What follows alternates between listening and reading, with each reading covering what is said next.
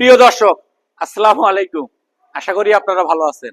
আজকে আমি আপনাদের সামনে আলোচনা করব বাছুর ব্যবস্থাপনা নিয়ে।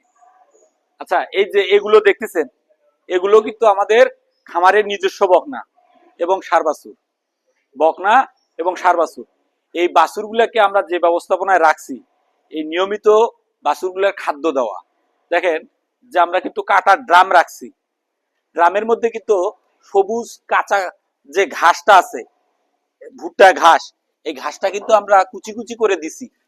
এই ঘাসটা কিন্তু আমরা কুচি কুচি করে দিছি এবং ইনশাল্লাহ আমাদের বাছুরগুলো কিন্তু এগুলো খাচ্ছে এবং আমাদের এগুলো খামারের নিজস্ব বকনা। এবং এখানে খাবার পাত্রের মধ্যে আছে দানাদার খাদ্য আছে। আমরা তার সাথে দিচ্ছি হলো কাঁচা ঘাস টাইপের যে ভুট্টা ঘাসটা পাওয়া যাচ্ছে এখন বর্তমান বাজারে, সেই ভুট্টা ঘাসটা দিচ্ছি এবং পর্যাপ্ত পরিষ্কার পানির ব্যবস্থা রাখছি। এবং ইনশাল্লাহ আমাদের প্রত্যেকটা বাছুর, আপনাদের না দেখলে বিশ্বাস করবেন না, অনেক ভাই বলে যে ভাই আপনি ভিডিও করেন শুধু মানে চকচকা জিনিসগুলো দেখে না, আপনাদের কি কোনো আমি জিনিস দেখাইছি? আমার ব্যবস্থাপনাগুলো দেখেন, যে আমরা যেখানে বাছুরগুলো আপাতত রাখছি, এই বাছুরগুলোর জায়গা কত সুন্দর পরিষ্কার এবং শুকনা, পরিষ্কার এবং শুকনা। এইরকম জায়গায় যদি আপনারা বাছুর লালন পালন করেন, তাহলে বাছুরের বিভিন্ন রোগের মধ্যে একটা প্রধান রোগ আছে যেটা সব থেকে ভয়াবহ। সেই রোগটা হচ্ছে নিউমোনিয়া। নিউমোনিয়ার রোগটা হওয়ার একটা কারণেই থাকে, সেটা প্রাথমিক অবস্থায় এর ঠান্ডা লাগে, তারপরে জ্বর হয়, তারপরে নিউমোনিয়া হয়। এই প্যাটার্নেই তো।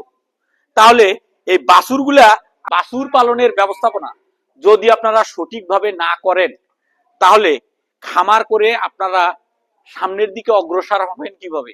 এজন্যই প্রত্যেক খামারিকে বা যারা নতুন উদ্যোক্তা খামার করবেন বা খামার আছে, তাদেরকে বাছুর পালনের উপর গুরুত্ব দিতে হবে। বাছুরের স্বাস্থ্যের প্রতি নজর দিতে হবে। বাছুরের কোনো রোগ ব্যাধি হলে সাথে সাথে চিকিৎসকের পরামর্শ অনুযায়ী চিকিৎসা নেওয়ার ব্যবস্থা করতে হবে। এই কার্যক্রমগুলা আপনাদের কন্টিনিউ করতে হবে।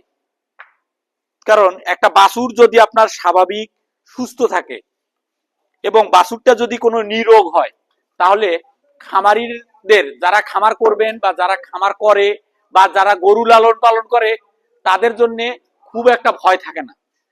কারণ প্রত্যেকটা খামারির স্বপ্ন থাকে সামনের দিকে তাদেরকে খামারকে নিয়ে যাওয়ার।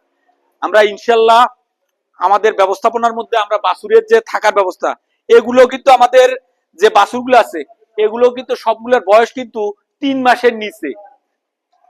3 মাসের নিচে যে বাছুরগুলো থাকে, এই বাছুরগুলোর থাকার কিন্তু ব্যবস্থাপনা। এবং আমি আপনাদের ভিডিওর মাধ্যমে দেখাচ্ছি, এই জায়গাগুলো কিন্তু আমাদের সবগুলোই পরিষ্কার পরিচ্ছন্ন, এখানে কোনো প্রকার গোবর নাই।